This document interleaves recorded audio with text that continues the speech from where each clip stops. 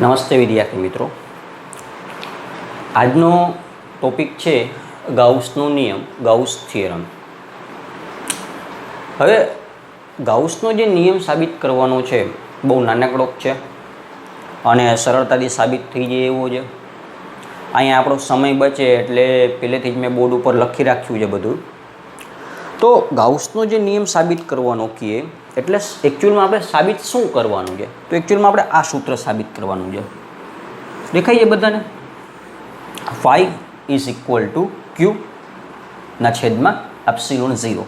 Phi શું છે? Flux છે.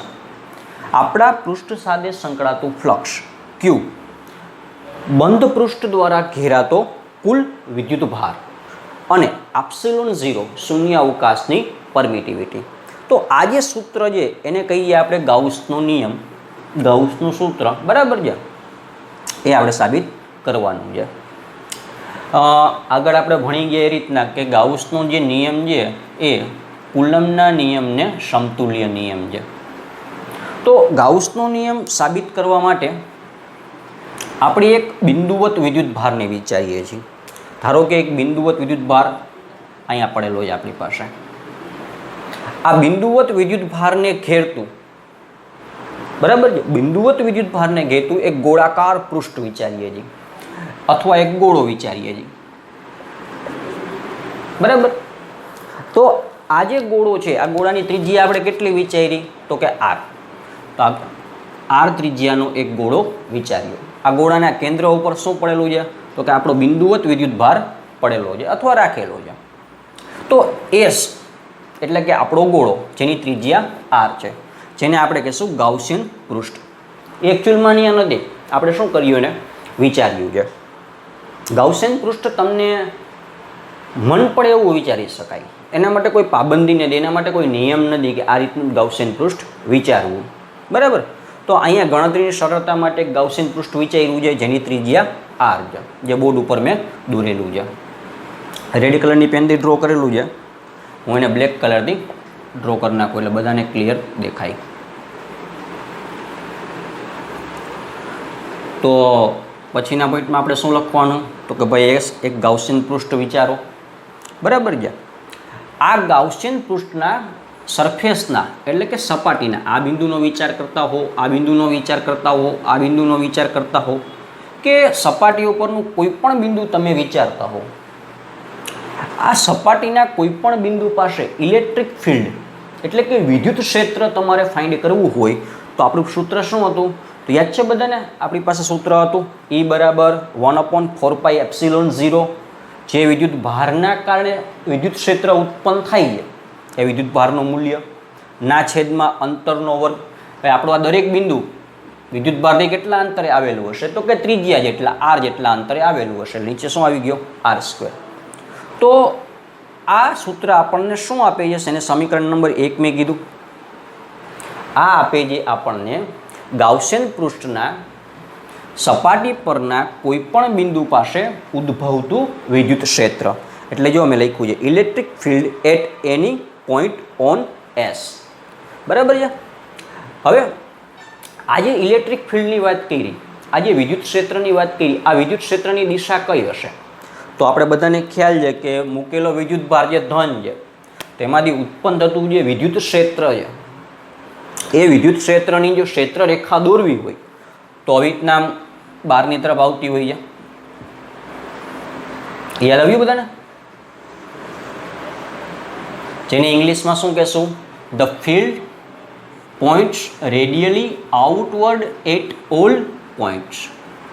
એટલે કે તમારું જે ઇલેક્ટ્રિક ફિલ્ડ છે, જે વિદ્યુત ક્ષેત્ર છે, ત્રિજ્યાવર્તી દિશામાં આવી રીતના બહાર આવતું હોય છે. શું કામ? તો કે મૂકેલો વિદ્યુત ભાર કેવો છે? ધન છે. બીજી વસ્તુ કે આપણે એક નાનકડો પૃષ્ઠખંડ વિચારીએ. જો અહીંયા મેં વિચારેલો છે એક જ બધાને એક નાનકડો પૃષ્ઠખંડ મેં વિચાર્યો છે જેનું ક્ષેત્રફળ કેટલું છે? ds છે. વિદ્યુત ક્ષેત્ર જે ઉત્પન્ન થયું છે, વિદ્યુત ક્ષેત્રનું મૂલ્ય કેટલું વિચાર્યું? E જેટલું. તો ક્ષેત્રને રજૂ કરતો ક્ષેત્ર સદિશ કઈ દિશામાં હોય? તો કે આપણે સમજી ગયા છીએ, ભણી ગયા છીએ, પૃષ્ઠને લંબ અને પૃષ્ઠની બહાર તરફની દિશામાં. તો એ ક્ષેત્રને રજૂ કરતો ક્ષેત્ર સદિશ આ દિશામાં મળશે. એ રીતના વિદ્યુત ક્ષેત્ર પણ આપણું આ દિશામાં છે. ક્ષેત્રને રજૂ કરતો ક્ષેત્ર સદિશ એ પણ આ દિશામાં છે. આ જગ્યાએ વિચારીએ તો ક્ષેત્ર આ દિશામાં છે, એટલે કે ઇલેક્ટ્રિક ફિલ્ડ છે આપણું આ દિશામાં છે. ક્ષેત્રને રજૂ કરતો ક્ષેત્ર સદિશ એ પણ આ દિશામાં થશે. તો આ કન્ડિશન પૃષ્ઠ પરના દરેક બિંદુ પાસે બનશે કે ક્ષેત્રને રજૂ કરતો ક્ષેત્રફળ સદિશ અને વિદ્યુત ક્ષેત્ર હંમેશા બંને કઈ દિશામાં હશે? કોઈ પણ બિંદુ પાસે એક જ દિશામાં હશે. એટલે લખ્યું જો અહીંયા also any area elements points radially outwards. Also any area elements point radially outwards, એટલે કે જે ક્ષેત્ર સદિશ તમે વિચાર્યો છે એ ક્ષેત્ર સદિશ પણ કેવી રીતના હશે? ત્રિજ્યાવર્તી દિશામાં બહાર તરફની હોય છે. તો વિદ્યુત ક્ષેત્ર પણ આ દિશામાં, વિદ્યુત ક્ષેત્ર પણ આ દિશામાં, ક્ષેત્રને રજૂ કરતો ક્ષેત્રફળ સદિશ છે એ પણ આ દિશામાં. એક નાનકડો જે પૃષ્ઠખંડ વિચાર્યો છે અહીંયા, એને રજૂ કરતો ક્ષેત્ર સદિશ આ દિશામાં. એ રીતના અહીંયા પણ એક નાનકડો પૃષ્ઠખંડ વિચારશો તેને રજૂ કરતો ક્ષેત્ર સદિશ આ દિશામાં થશે.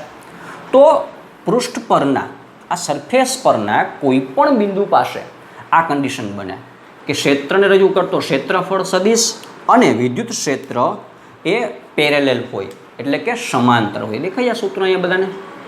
એ ઇઝ એ પેરેલલ ટુ ઈ.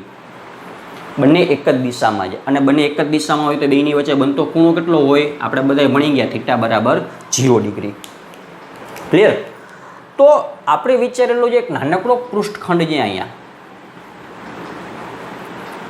આ નાનકડો જે પૃષ્ઠખંડ છે આ પૃષ્ઠખંડ સાથે સંકળાતું વિદ્યુત ફ્લક્સ ગોતવું હોય તો આ પૃષ્ઠખંડ સાથે સંકળાતું વિદ્યુત ફ્લક્સ ગોતવું હોય તો આપણી પાસે સૂત્ર છે d phi e, એટલે કે આપણા નાનકડા પૃષ્ઠખંડ સાથે સંકળાતું flux, flux through area ds, એટલે કે આ એરિયા સાથે સંકળાતું ફ્લક્સ.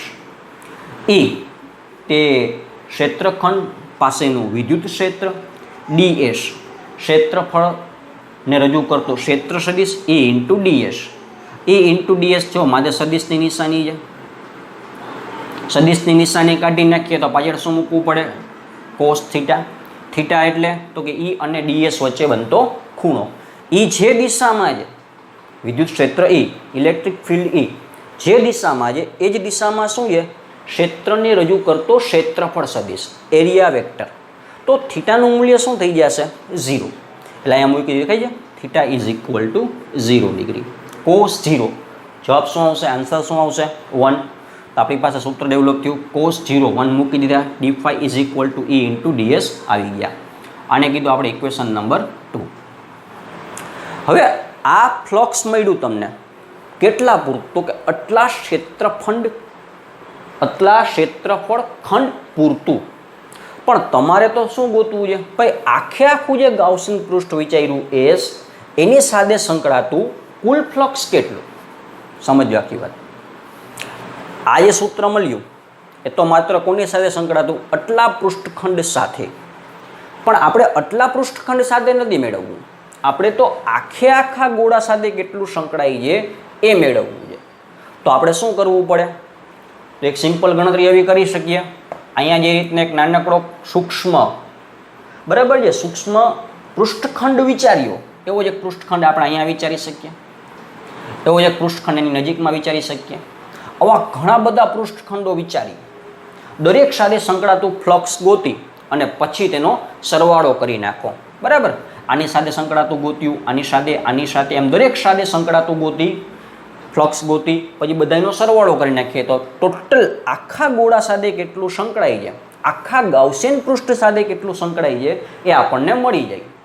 હવે આપણો જે આ સરવાળો મેં કરવાનો કીધો એ સરવાળો કરવા જાય એટલે એ સરવાળો પરિણમશે સંકલનની અંદર. કેમાં કન્વર્ટ થઈ જશે?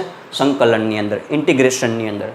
તો ટોટલ ફ્લક્સ થ્રુ સરફેસ એટલે કે આ પૃષ્ઠ સાથે સંકળાયેલું કુલ ફ્લક્સ સરવાળો કર્યો એટલે સંકલનમાં પરિણમી ગયો. એટલે આપણે લખ્યું આ સૂત્ર, સંકળાયેલું કુલ ફ્લક્સ બરાબર પૃષ્ઠ સંકલન, surface integration d phi e. બરાબર? આનું સંકલન કર્યું, સંકલન કરશો d phi મૂલ્ય મૂકશો એટલે E ઇન્ટુ ds. સંકલન ક્યાં કરવાનું છે? તો કે આખી પૃષ્ઠ પર, એટલે શું આવ્યું? S. E વિદ્યુત ક્ષેત્ર આપણે જોઈ ગયા કે ભાઈ દરેક બિંદુ પાસે વિદ્યુત ક્ષેત્ર કેટલું હશે. આ બિંદુ વિચારીએ, આ બિંદુ વિચારીએ, આ બિંદુ, કોઈ પણ બિંદુ વિચારીએ, સંકળાયેલું વિદ્યુત ક્ષેત્ર કેટલું હશે? તો કે આટલું હશે દરેક બિંદુ પાસે સરફેસના. તો અચળ છે, અચળ છે એટલે સંકલનની ક્યાં આવી જશે? 12. અંદર શું વધ્યું? ડીએસ. ડીએસ નાનકડો જે પૃષ્ઠખંડ છે, પાછું વારંવાર રિપીટ કરું છું, નાનકડો જે પૃષ્ઠખંડ છે એ પૃષ્ઠખંડનું ક્ષેત્રફળ. હવે આ ક્ષેત્રફળનું સંકલન કરીએ એટલે આખા ગોળાનું ક્ષેત્રફળ મળી જાય સપાટીનું, બરાબર ને? તો આખા ગોળાની સપાટીનું ક્ષેત્રફળ એટલે આપણે જોવા ઈ આપણે એમનેમ આનું સંકલન કર્યું એટલે લખ્યું total area of surface, sorry total area of sphere, એટલે કે આખા સ્ફિયરની સરફેસનું ક્ષેત્રફળ એરિયા. એ ગોતવાનું સૂત્ર શું છે?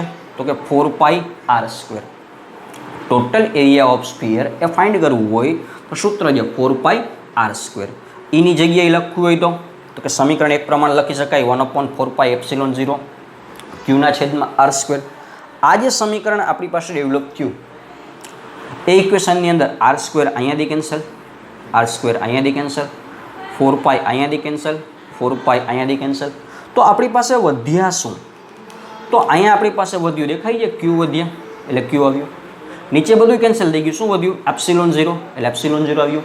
તો આપણી પાસે સૂત્ર એક આવ્યું φ = ક્યુના છેદમાં ε0.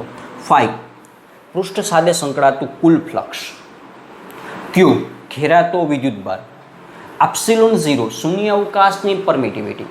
તો આના ઉપરથી ગાઉસનો નિયમનું સ્ટેટમેન્ટ વિધાન આવું આપી શકાય કે કોઈ પણ સપાટી સાથે સંકળાતું કુલ ફ્લક્સ, સાંભળજો, કોઈ પણ સપાટી સાથે સંકળાતું કુલ ફ્લક્સ એ પૃષ્ઠ દ્વારા ઘેરાતા કુલ વિદ્યુતભાર અને ε0 ના ગુણોત્તર બરાબર હોય છે. તો આ થઈ ગયો આપણો ગાઉસનો નિયમ. આખો ટોપિક તમને કેવો લાગ્યો મને જણાવજો કમેન્ટ કરીને. મારા નંબર પણ હું અહીંયા લખી આપું છું, કોઈને ડિફિકલ્ટી હોય તો મને ફોન કરજો, અહીં લખી આપું છું.